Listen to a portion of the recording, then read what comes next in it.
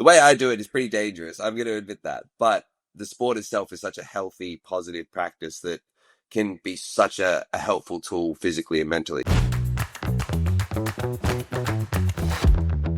Hey everybody, welcome to episode 1 of the Takeoff. I'm your host, Max Henry, and I really appreciate you being here. So the goal for this podcast is to talk to some of parkour's most well-known athletes and also some folks that maybe aren't as well-known, but have really valuable insights on parkour's culture, media, training practice, everything nerdy about the sport. And for the first episode, we have none other than Dominic Tommaso. If you're not familiar with Dom, which would kind of amaze me, he's probably the most followed athlete in our sport with over 3 million followers on Instagram.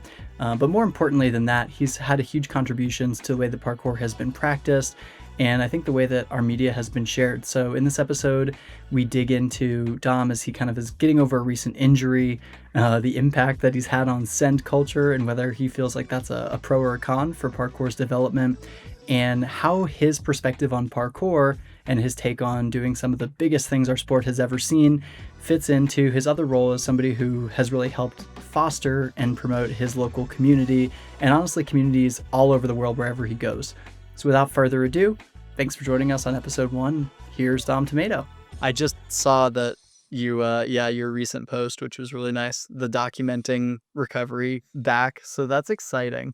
That's going to be... Yeah, I feel like starting parkour for the 14th time around. But like, you know, it's like when you've played the game so many times, it's really enjoyable to do all those mini quests on the journey again. So I think it's nice to also take a beat from just sharing big viral, like almost unrelatable content. And also, you know, you get trapped in that mindset of I've got to post something that's going to get millions of views, blah, blah, instead of trying to just do what I originally did, which was document what I'm doing and sharing that. So now I'm trying to package that in this way of here's each day of my parkour training on the road to getting back into full form. Yeah, I'm really excited to see that. And I think that kind of content is really helpful. And this is kind of part of it. So yeah, welcome to the podcast. Thanks for being the first guest. Bill, like Thank you. had to make a podcast being in my 30s as a dad now. It's just the meme in the me realm of things that we do. Prophecy. Exactly. But no, it's super fitting that you're on, because I think in addition to being the 350th most followed person in Australia and the most followed person in parkour, what I have always loved, and we've talked about this when we get to hang out in person, is that you are just still clearly in love with training so much. And yeah. I wanted to dig into that rabbit hole because, as you know, when you've been in it for almost 2 decades, it's like there aren't a lot of us who just go out and have a little session every day. So to start with, I guess I wonder when you started parkour, what like drew you to it? If there was anything specific, like was it a specific movement or a style or vibe? Interestingly enough, and it sounds very cliche, but it was like the freedom aspect of it. Coming from a lot of traditional sports like figure skating and gymnastics, where everything's quite regimented and someone's telling you what to do, and you know, you have to show up at a certain hour, you have to have all this equipment. Parkour was just like right there. I saw it on my laptop on YouTube and I was like, oh my God, that I could just do that. And then I went out in my lunch break and just started jumping over things. Like the accessibility and freedom aspect of being able to do it at your own accord was what really appealed. Sorry, my puppy's on my lap and she's just appeared. That's okay. Double guessed. So you started out, and I think like the freedom and the accessibility appealed to you. Is there anything now? Like, do you feel like that still is what appeals to you? Or when you go to a spot, for instance, or you show up at an event, do you feel more like you're kind of scoping for a movement or a type of location? No, I I still quite have this, I would say, fundamentally pure mindset around training where it's like you can do it anywhere, anytime. Balancing on a rail is doing parkour. You know, like the need or weight that we put on trying to do the most excellent, high standard, high grade things, when to me that's not what the sport is about at all. That's actually one of the other things that drew me to it, was there was no tangible finish line. There was no like, okay, I'm going to go to the Olympics and then I'm retired. and there's no like, you know, level that I have to achieve. I can practice parkour at whatever stage intensity that I want, and that I still go to spots now. Even that's why I'm enjoying this comeback period, is because I can go and do lazy vaults and tiny little kongs everywhere and still just be participating in what I consider doing the sport. And I think that that's still what draws me to it, is it's like what I enjoy doing as a craft, as a hobby, as a skill, like all of those things. I still, you know, prioritize it over doing all other physical disciplines like gym or, you know, going kickboxing now as a hobby of mine. But like parkour is still the number one way I like to express myself and do exercise. Yeah, that's awesome. I think that's a very, I don't want to say unique mindset, but I think that's kind of captures the whole beginner's mindset thing, and something, For sure. yeah, something that I've always found interesting in your YouTube videos and just knowing you in person. Um, you're up there with probably the only other person I can think of is Jesse LaFleur. Maybe not the comparison you want, but in terms of being a professional athlete, like legitimately a professional athlete in the sport, and also being phenomenal as both a role model and kind of a community leader. And I love in your YouTube videos that it isn't just you and then like Sam Carter or, somebody that's just another incredibly high level athlete throwing down, and that it does feel like Hmm. you get a whole cross section of the community of wherever you're at. And I was originally going to ask you kind of what you got out of kind of training with beginners, um, and also kind of if you felt like they got anything. But now that I've heard you talk about the beginner's mindset, I mean, do you feel like it is kind of refreshing for you to get to train with people who are still seeing parkour through this lens of like pure novelty, where everything is just new and exciting? Yeah, I mean, I would say that I'm like I'm aware that I'm a little bit desensitized to like when I do something really big or cool. I don't get the same like elation, but that journey and experiencing other people going that journey and being a part of it with them and encouraging them, helping in any way I can for them to overcome that fear, overcome that mental barrier, overcome the challenge, be it because of skill, technique. There's so many ways that you can, you know, hit that check mark of completion. And like, I enjoy that aspect. And one of the reasons I like when I started social media, I like, even in 2014, we were aware of the, I guess, negative connotations that can come along with, you know, platform fame, yada, yada, yada. So I really tried to work from a message of the reason I'm promoting parkour is to get people involved. And I think an extension of that is then I want younger athletes to have that same experience I did when I was like 15 to 18, where it was just like the best thing in the world. It fulfilled my time. And it was like, you know, I was obsessed with it and able to become quite skilled in that time. And I think like that part of encouraging people to get into it and make it their lifestyle and really showing them that it can be such a meaningful thing. That's, yeah, like a part of that driving message that I start with. Yeah. I think that comes through in your YouTube videos. I will say, and this leads into my next kind of question or thought, um, your Instagram content almost is the exact opposite in the sense that parkour people, and you said this yourself, right? We know spectacle is obviously what helps professional athletes make their living. But I do think it's interesting to me. I feel like I've seen the community become more and more obsessed with scale or just kind of the perspective of things. And you kind of reimagined what scale could be. I mean, you're from 10 meters. I don't know how many feet 10 meters is exactly. It's 33 feet. It's very high. Um, Yeah. but like between, you confronting the IMAX gap for the first, like you are incredibly good at scale. So I find it awesome and very fascinating that you're also not tied to that, like giving meaning to your practice. But do you feel like you've also seen the community maybe become a little bit hyper focused on scale and value and maybe conflating those two things? Uh, I mean, in a way, I definitely see. where you're coming from with it, the community is probably placing higher values in those things than it did when we were coming up.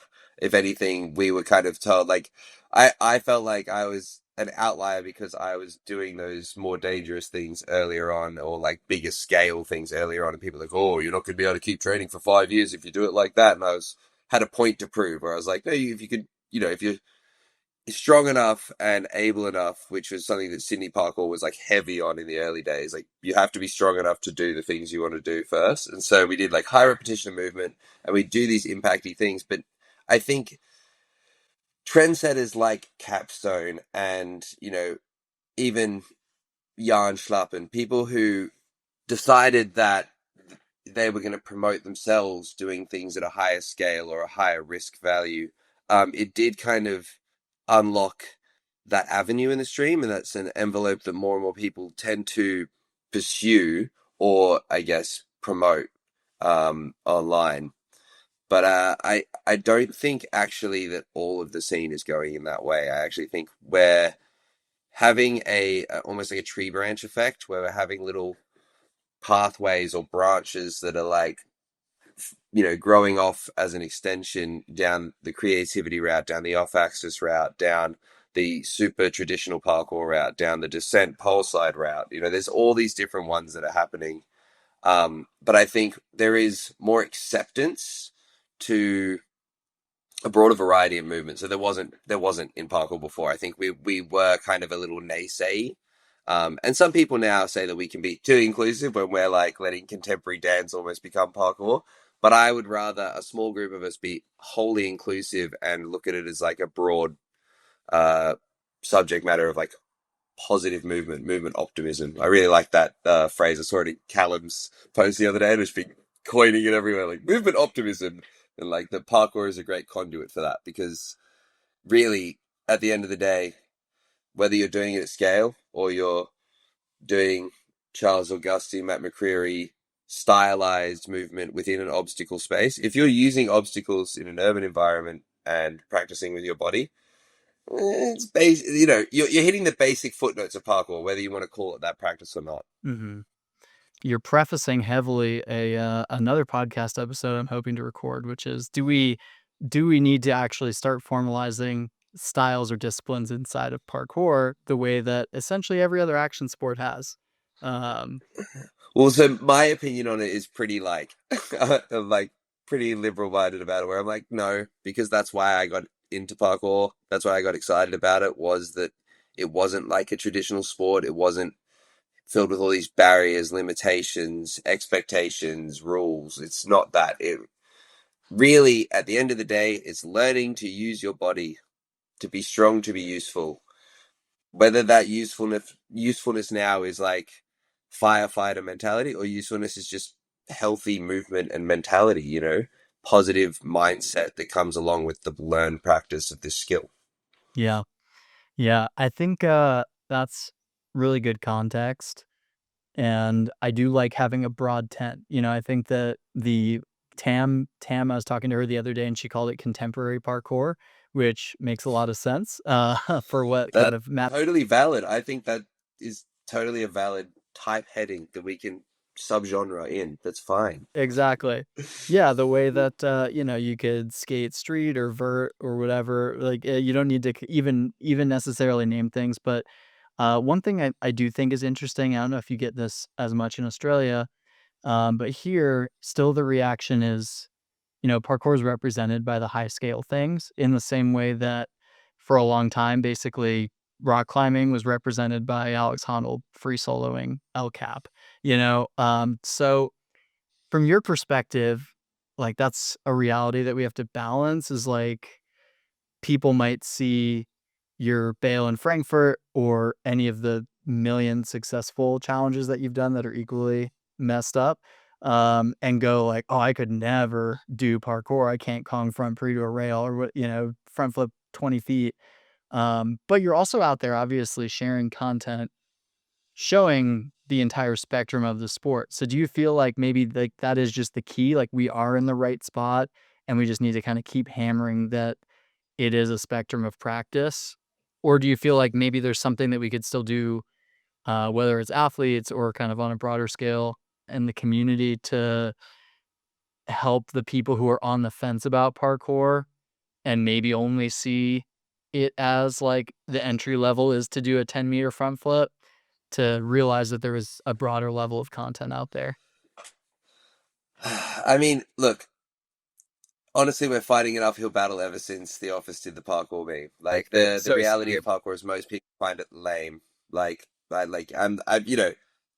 don't find it lame. I find it fucking awesome. But most people in everyday life, even when I went on a TV show recently, and in the first episode, me and my best friend Marks, we did a bunch of backflips together because that's kind of, it's TV land. That's what they want. They want us, the parkour guys, doing flips.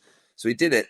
And then there was an Australian show called Gogglebox where they watch TV shows and react. And the reaction from most of the Australians was like, oh, why do they keep doing backflips? Oh, bloody show offs. Like, they don't understand that's just what we do. That's just how we, it's our version of a high five. Like, it's celebratory. Like, if I'm running along a wall, I'm going to do a flip to get down off that wall, whether it's for anyone else or not. It's like, it's a personal thing. But the attitude towards parkour in general is not open-mindedness, I would say, from the mainstream perspective. So in a way, you do have to ride this balance of getting them interested and excited, cracking that mind by like doing something baffling, doing something that they, I think Danny references it in his Choose Not to Fall video. He's like, I'm not doing it to show off, but I might do it to wake somebody up or get them interested. And then they're asking, why do you do this? So that's kind of that mentality. Is the bigger and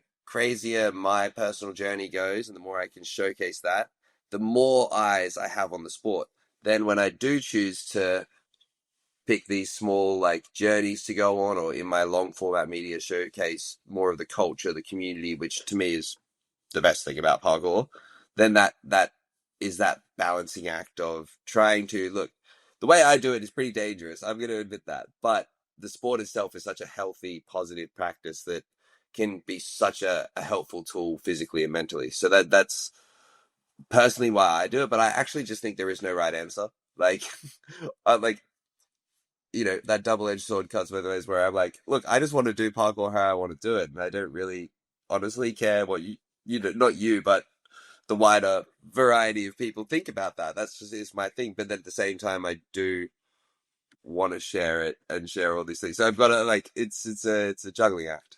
Yeah, for sure. I mean, I think that the high tier content, we're fighting an uphill battle with the history of the sport, and I think we're also fighting an uphill battle with just how media works, because Perception as the well. the Yeah. model is literally built to capitalize on like your 3 seconds of attention, and that's it. So without the spectacular scale stuff, it's like parkour's lame. And if all people see is that, to your point, right, it's It's not dangerous. dangerous or misleading or whatever. But I think what you're doing, to kind of come back to you specifically, and why I think you're a great example of this, is like you do have all the content to hook people. But then on your YouTube and stuff, I do think that there's a huge benefit to the community work. And I think Store has done a really good job recently of kind of showing in maybe a little bit more of like a content creator space, that parkour can be something really simple. It could be something goofy, or it could be, really high level rooftop type stuff. Um, but that's, Yeah, the way that Stora has not gamified but simplified and made their content digestible. For one, look, as like an athlete that produces content, I think that it's admirable that they've made such a great workflow, right? They only have to go out for those 2 days a week, 3 days a week. They're shooting their members only stuff. That's like the training they're doing and what they'd normally be doing. And then they've got their videos of the week, which is like their little pet project, and they go out and they do these concept driven pieces. And like they still incorporate parkour, they still make it about hanging out with the boys and doing parkour, but it is in this way more digestible way, and it's like it's entertaining. At first was a little bit like, oh, I don't know, another picture. And then every time I watch it, I'm like, it's just hooked in, like just drawn in instantly. yeah, there's always Um, something fun that or unexpected. I think, and you get, they're all so fun to spend time with. And Personal bias of the being their friends, right? yep, Like and that comes they're through in every lovable video. guys. Yeah. Yeah, and they only have to do it, like you said, 2 days a week, unless like Callum spends the other 2 days filming for his OnlyFans account. Obviously, you're not on that. You need to get on I it. mean, are you even a parkour athlete if you're not subscribed to Callum's OnlyFans? That's the real question. This is a great question. Uh, well, pivoting from that, no, I was gonna ask you, I think that there are a couple great entry points, just in terms of content, but do you have like a video or anything in particular that you steer people to? So let's say somebody, I don't know, hits you up on Instagram or gets your email or whatever, and they're just like, "Hey Dom, I love your videos. How do I get started?" Like, what's your go-to recommendation? I mean, currently now my go-to recommendation is steer them towards Jason Paul's The Levels Method and Jason's 1.5 hour tutorial that he has just free on YouTube. That was like the original starting point of that. I think it's just he just executes it in such a digestible, fun, accessible way. That's usually what I tell people. Like, if you want to get into it, go to see that. But then if I'm showing them videos and they're not like someone who's necessarily trying to get into parkour, but maybe I'm trying to get them interested in parkour, I tend to also show them like Team Farang videos, because I think over the years Team Farang's been able to make it look cool. Makes it look it's the polar opposite of the Office meme. It's the Team Farang video where Jason's like, Pasha's like, it's just like a very different vibe. Yeah, And totally. I think it makes it, yeah, like cool and fun and hip, to use really old man lingo about it. I think it like culture is the word that I feel like those videos bring, like that kind of era. To your point, it's like the community and culture, which is maybe a diluted word, but in the sense that parkour has its own, language and aesthetic and vibe. I think the Frank videos are a really good example that captures that. And it's also not just a bunch of like 15-year-old kids running around, which is helpful. Yeah, and it's also like it's short format snippet, like enough. It's like 3 to 5 minutes of entertainment that'll drive the point home. As opposed to, I think, in this modern content market that we have, everyone craves longer format. I want a 45-minute video, an hour video. But if I'm going to show someone parkour, I don't really have an hour to sit them down most of the time. Like, I can usually get away with And they about don't have an hour of attention. So, yeah, I get like at max, I can get them like 25 seconds of a compilation on my phone. yeah. So, if I really want to sit them down and watch a video, it's got to be this short, sexy, quick piece that makes everyone go, "Oh, what was that? I like that. That was cool." Like that, it sticks out in their mind. And I think when you do like a long vlog or like an hour-long documentary, for the average viewer, they can sometimes not absorb that, because their just attention span isn't ready for that level of intensity into the bubble. Yep. No, that checks out. I think that's good. And I do feel like we have almost kind of lost. We have some amazing long form content, and then we have some amazing short form, very, very short form in Instagram and TikTok seven stuff. second content. Yeah, Exactly. But I yeah. do feel like the golden era of the like 5 to 8 minute video, the Commons is really the only one that seems to kind of be living in that space right now and making those kinds of athlete parts, other than Capstone for some of the videos. Um, Yeah, but even then, like, I would say both of them suffer from they do these projects and they both are like 10 to 12 minutes, and I'm not saying that that's a bad thing. I love it because I get more content from it, but I'm saying in the sense of, yeah, this 3 to 5 minute window, 5 to 8 minute window that you're speaking of like a music video with parkour, that definitely I feel like is a lost space in parkour. yeah. Just like a snappy edit, because it's not that marketable style of content anymore. People just haven't led into it. I think that, as you said, the best example is the Commons, and the way they do these like movement-based projects. It's about the athlete and their artistry, their expression, and their movement, as opposed to like a game or a story or you know, hey, Challenge. this week we're doing this. Yeah, Mr. Beastified Yeah, content. totally. Well, I'm curious from like a mindset perspective. We've hinted at some of gnarly challenges that you've done.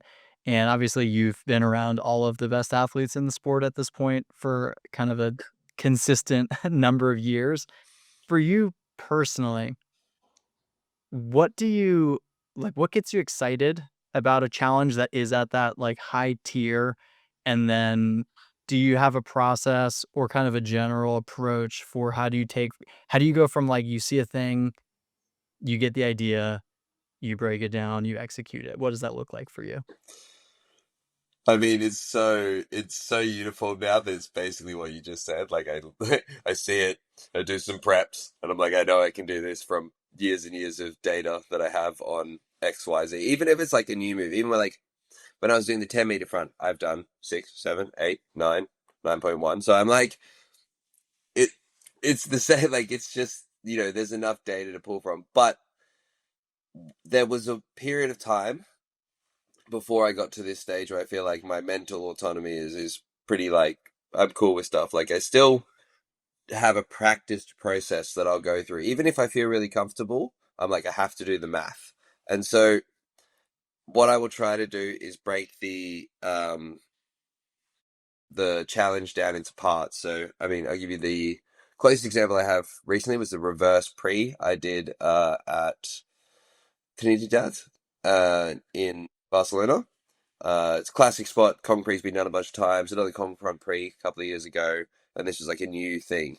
And so I got there, and I did like my physical warm up, just got comfortable with the spot, but I instantly knew that was what I wanted to do. So I started by uh, doing a reverse vault to the floor that's almost equal height to my landing next to it.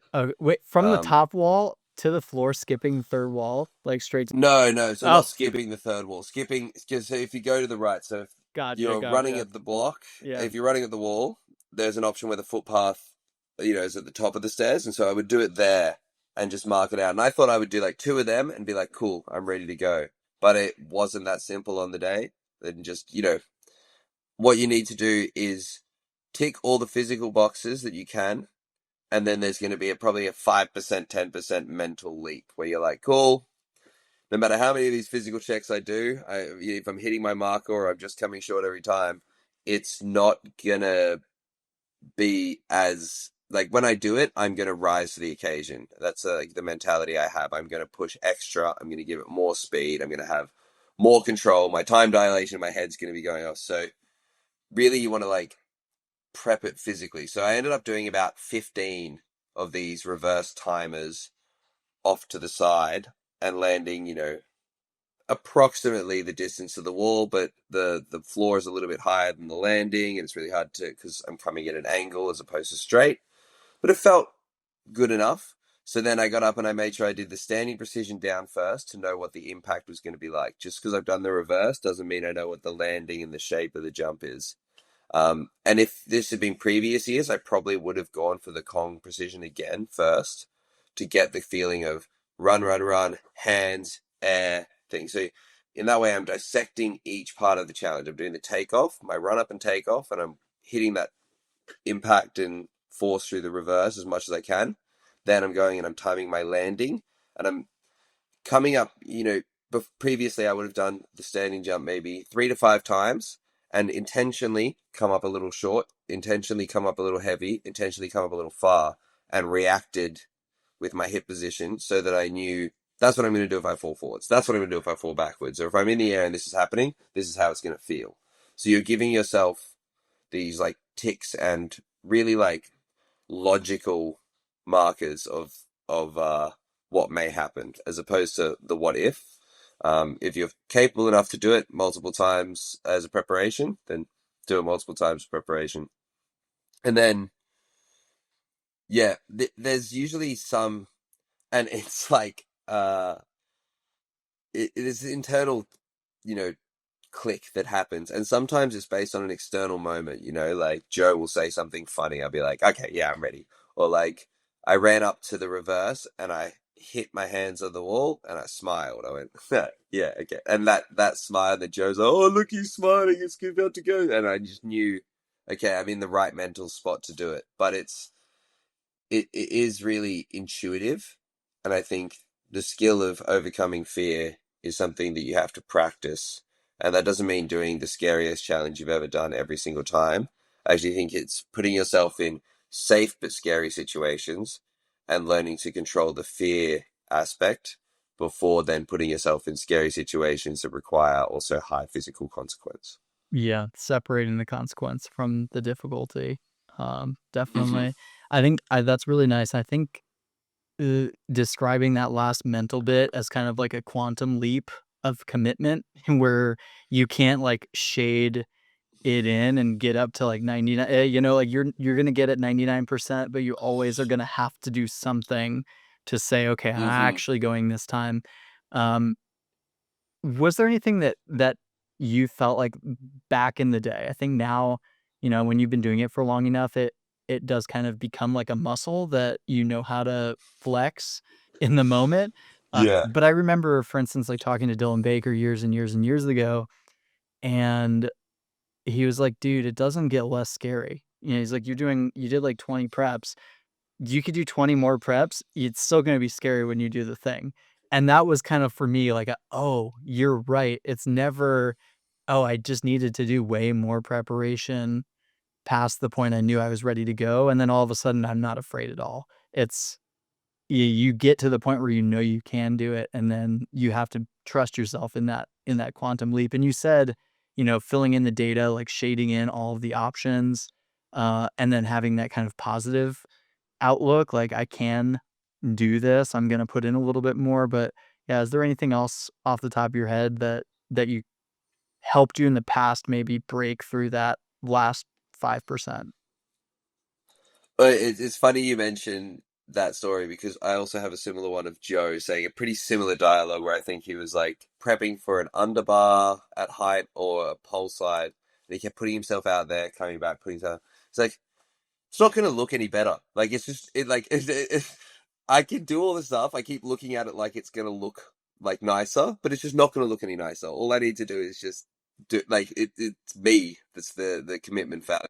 And I did learn a lot about commitment. Like I think I was already very confident, very sendy, but I think I still learned a lot from other athletes like Endis and Joe around the approach and the systematical breakdown of the challenges. Because I think when I used to hear these myths of Danny Labaka, and he had this like physical and mental autonomy where he just like climb up somewhere and just do this rail precision at height, and like it was all very fluid and unprepared and all this. So I was like, that's aspirational.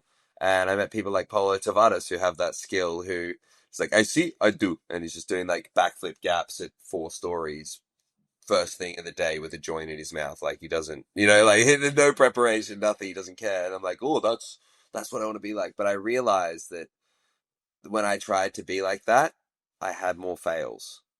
If I didn't do all of the work because I'm not that guy, I have to do. I'm the fail guy, so I have to do all of the work not to fail.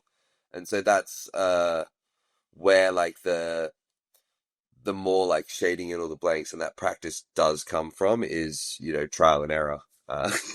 Yeah. A lot of error. I think you're only the fail guy in the sense that,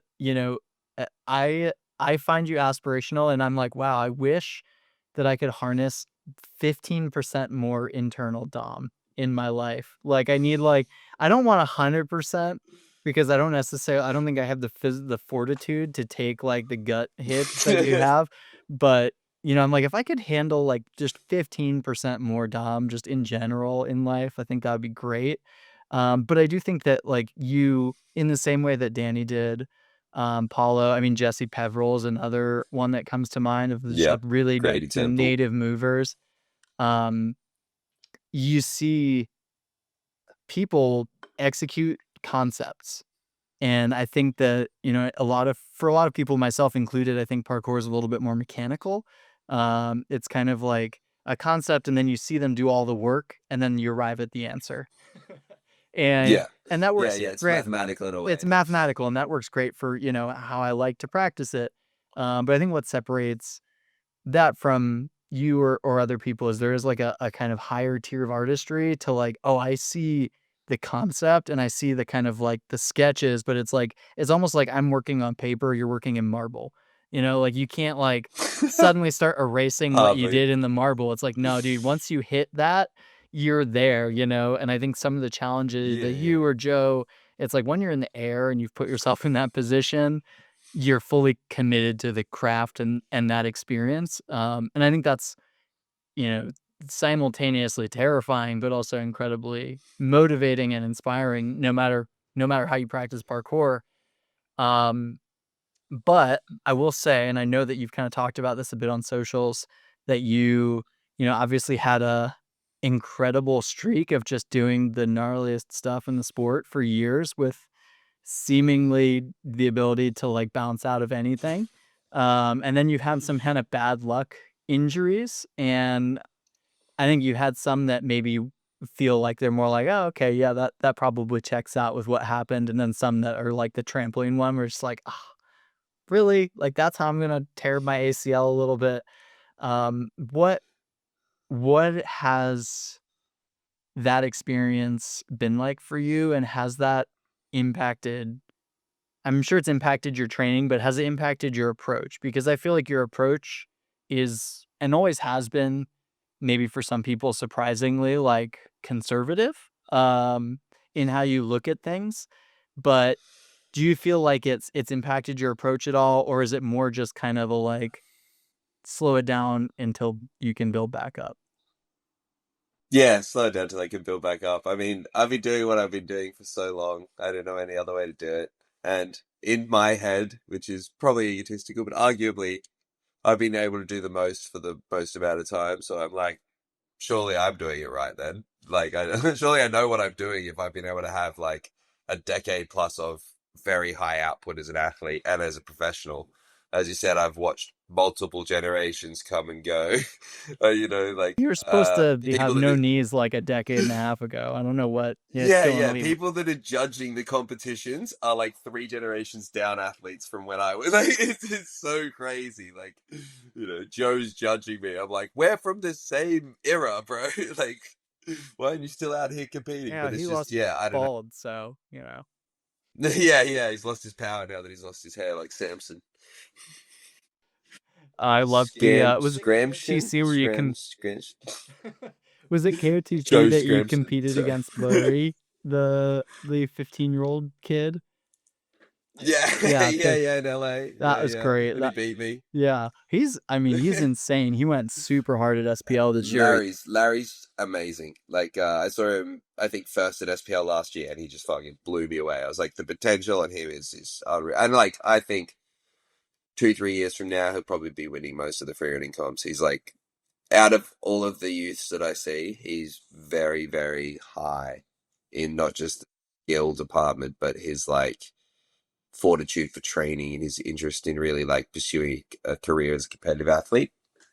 So, I love his stoke. but I've not met him, but I just think like some people give off this like almost like anime level joy when they move, and he just like has yeah, look yeah. on his face that he looks like he just appreciates where he's at, like so viscerally, and I love seeing that, because I think in competition, you sometimes see people who are maybe demoing the worst version of themselves emotionally because they're processing all the stress and anxiety.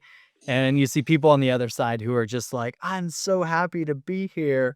And yeah, Well, that to our credit, I think parkour has retained this really healthy mentality around competition.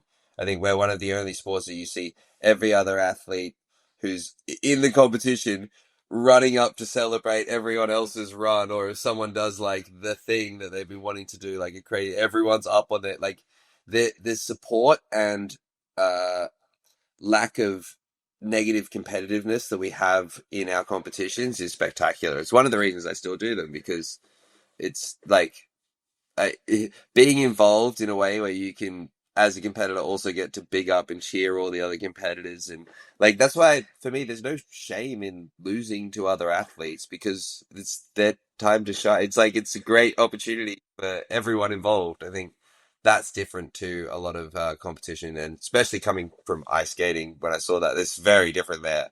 like, yeah, whole different sport. So that's something I think we have done a good job to, even though we occasionally will see someone with an ugly attitude in comp, as a whole or as a majority in the sport, I think that's a very, very cool thing about parkour. Yeah, 100%. And I think for anyone that maybe feels like I was talking about them, I definitely think that my perspective of it is some people you can see on their face the stress and the anxiety, The and weight. exactly, and you know that it's self-directed, to your point, and it's not even like a negative, it's just like, you don't look like you're having fun, and then other people, there's a handful of people that act Having like, the best "Wow, you're time. having the best time," and I'm in the first category, like, I look like I have had to poop myself for a week when I compete because it's not pleasant experience for me, and, I still try it once in a while, and every time I'm like, "Nope, still hate it. Wow, okay, cool." So I have a ton of respect for people that can radiate that just, like, purest version of their joy for the sport through that. Jess Chan is probably a high benchmark of goals for like on the field, Yeah. and she's just like the joy is coming out through her movement. She's Yep. just transpire being on the field. It's sick to see. I know, I'm like, "I wish you weren't so happy because you make me wanna try and compete again." Yeah, you make it seem like it's that much fun. Yeah, like, "Oh, if you enjoy it that much, it's a blast." Well, speaking of Larry and some of these other athletes, are there any underrated athletes or videos right now that you feel like should be getting more love?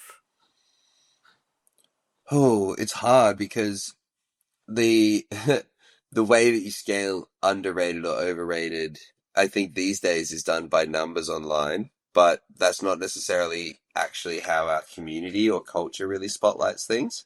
Um, Instantly, I want to think of this. Let me give a shout out to this young Roku 69 something. I think it is 96, 96. I don't know. Roku's badass. He's from Japan, young athlete, and what I really really rate about him is the choices he makes in parkour. It's very 50-50, very like jump and plyometric focus. You know, he's doing the actual skills. Not he's not only using spots well, but he's almost remaining a little traditional in the sense of like very very heavy on the 180s, the kongs, the like up and down usage of the spot. So he's someone I've been a fan of recently. And then I think it's really hard because I'm also going to all these events where there's some athletes, who I think are they're like in the center of attention because I'm there watching them compete, but then maybe they're not. I think Stuntling Ashley Baldwin, she's an Aussie that's been traveling around a lot, and she absolutely destroyed it at SPL. She had my favorite moment from the comp because we kind of had heard previously she wasn't going to go for the running precision. So then when she did it, and she was the first one to do it in the females in that speed comp, we all just like lost it. It was, yeah, fantastic highlight. Um, Amy Baldwin? Did I say Ashley? I meant Amy. Yeah, yeah. Fuck.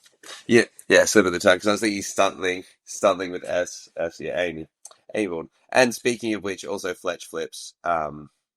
If you're following Fletch Flips, you know he's just he Yeah, he had he a is someone crazy I've summer. always said. Yeah, he's just someone who I think is in the sports for the exact right reasons. Like the reasons that you and I hear is because he loves jumping. That's like what I like all the crazy jumps and all the crazy skills. Great. That's fantastic. There's so many people that are there, but he has that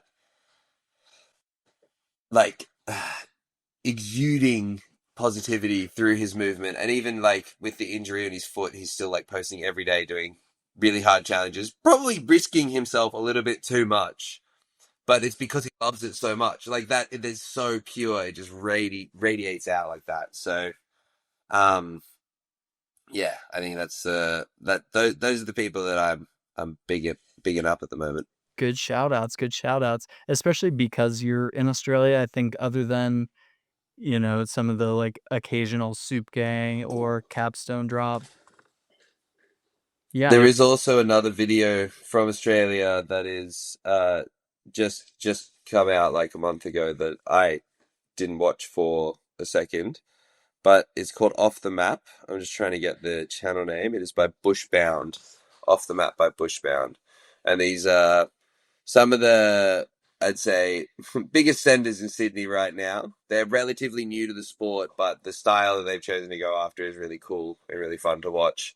And yeah, Australians can just take big drops. I don't like. I don't know. I don't know if it's something that like the gravity is 0.1 less here. Or I don't know more. I don't know. You know, I'm not a scientist like you, so I don't know things. But yeah, it's really interesting that I feel like you know a lot of the Australian parkour scene chooses to go for scale quite early on. Maybe it's our structures and architecture. We don't have as much compact things that are built with close structures together. A lot of it's quite like America, where it's all spaced out. Yeah. Yeah, I mean, I think countries definitely also get into like they develop a national style. I think that America's, for better or for worse, depending on my personal style, has tended to be more informed by like Tempest, and sort of the competitive scene. And I think Australia, to your point, from like Reach Escape days and Sydney Parkour days all the way through Capstone, has definitely always been a little bit more on the like big drops efficiency end of things. Capstone was the nail in the coffin for when it comes to like what our national style was. We were like getting away with it. And then we had the twins who were like doing the 180s. People were like, oh, maybe they're a bit more technical. And then we dropped Capstone. They're like, ah, yes, Australian. Yeah. I see you. Came out, they're like, man, they're just all suffering somehow and they need to represent. We're all just loose. That's what you know what? Okay, another cool thing about Australia that I will say in parkour comparison to the rest of the world is we don't have one or two universal styles or like one or two national styles of movement though. We do like okay, you could say like we all lean towards big drops, but then look at Fletch. He doesn't like impact. The twins didn't like impact, so it's not necessarily a national style. But I feel like most athletes that come from Australia move incredibly different. Like from the UK, there is a clear style or way that the athletes, especially in our former years, they all moved a certain way. And then with America, they almost had like the grabs off axis that became like the cliche look of the American movement, and then you had the USA landings, which is more of a joke than an actuality. Most Americans that I know have quite good like parkour technical landings. I think maybe from the haters joke running through. But Australia, we like Fletch moves completely different to how Kadori moved, who moves completely different to how I moved, completely different to the twins, to my best mate Mark's. Like none of us have a uniform style. It's very much adapted to each and everyone's physique and each and everyone's like strong points, and they kind of push those. And I don't know, don't have like there's not one body type because we're such a diverse community and country in that way. I think there's just that's something that stands out to me compared to the other countries. Yeah. I'm gonna hit you with my last one. What is one thing that you wish everybody could experience about parkour? Whether that could be people in the community or it could be somebody who's never done parkour. But one thing that you have experienced or that you enjoy about parkour, you wish everyone could experience. Manpower. Double front flip No. I think everyone should experience double front flip One manpower in three once. to manpower, just hit it to your back. Yeah, 1 in 3. We should all experience that at least once, like that's I only guarantee I will only experience it once. Because that would be the fair. Yeah, I last mean thing I everyone do. could do it once. Theoretically. Maybe not successfully. But no, I actually think the thing that I would definitely say that I would want everyone to experience from parkour is the elation, the satisfaction when you complete a challenge, whether you've been working on it for that day of training or working on it for 2 years. It's a small release of endorphins, a small pick me up, if you would, of personal gratification, the feeling of building confidence through these small challenges that you get. If people could experience that in a small way, that's what I would want and say is like probably the highlight of my experience through parkour personally is the self-confidence and joy that I feel from trying to do something and then doing something. Oh, that is, you feel like accomplished, you know? Yeah, you made the I think thing that's what I happen. would, yeah, and I would want everyone to feel that accomplishment. I think that more than striving for joy or happiness and striving for a feeling of contentness and confidence in oneself is probably, to me more aspirational. That feels like a great place to leave it. Dom, thank you so much, man. So philosophical. That was a great wrap up. Yeah. No, I feel like again, I thought you'd be a perfect first guest because I think you have the scale. You also, I think, are able to enjoy doing a couple of lazy vaults while you're recovering from getting your ankle cleaned up. And that to me is just beautiful. And I think that's something that we all should be able to strive for is enjoying movement in all the forms that we can experience it. So For sure. Okay, just a final quick wrap up. I think we should give a shout out to athletes we can think of that embody that, like, that just go out and do parkour, even though they're like high level pros, been doing it for ages. Like the first one that springs to mind is Mark Bush. Mark Bush, definitely just the lover of parkour. Like I would say, probably one of the people who's done the most parkour in the last decade as far as hours applied. yeah, definitely Mm, Mark Bush is up there. Um, no breaks. yeah, Mark Bush, Callum for sure is up there. Callum Powell, 100% a Nico Van just a Hol. parkour dedicated. Yeah, Nico Van Hole for He might sure. only do it for ice Uh, frame at this point. Just it, yeah, he's got a reward system going. But yeah, there's some athletes who basically I would say were already formidable or known or practicing athletes when I started the sport, and still to this day they're posting more regularly on Instagram than any of the people that have come and gone. And those people like Callum, Mark, Nico, Endis, Marcio Felipe, even not doing it at a high level, is still just one of the most active people because he loves the sport. And that's, future I see for people like Fletch. So shout out those people. Shout out peas of a pod. Peas of a podcast. we love it. We love it. And you just come up with podcast names. Yeah, we'll hit them. We'll hit everybody up in 10 years. We can do like a 40s and up parkour, Yeah, 30 years of perfect. parkour video. I mean, collectively between you and I think we have over half a century of parkour, or close to half a century of parkour. We're getting there. We're getting there for sure. That's the Yeah, new we're parkour over old. 40. Yeah, the OGs. Well, thank you again, Dom. Yeah, man, have a No great worries, rest of your man. day. Thanks for making time. What a legend Dom is. I hope you guys enjoyed that conversation as much as I did. It's always great to get to talk to Dom, and I think that his passion for the sport really does shine through. And even if you're somebody like me whose body can't stand up to the way that Dom is able to somehow train year after year, I think that what he does in the sport is so valuable. And the way that he's been able to kind of adapt his message and his training to share it with more folks and make parkour feel simultaneously cool and like a peak physical event and also approachable is amazing. So thank you guys for listening to episode 1. I'm excited to share episode 2 with you next week, and I hope you join me.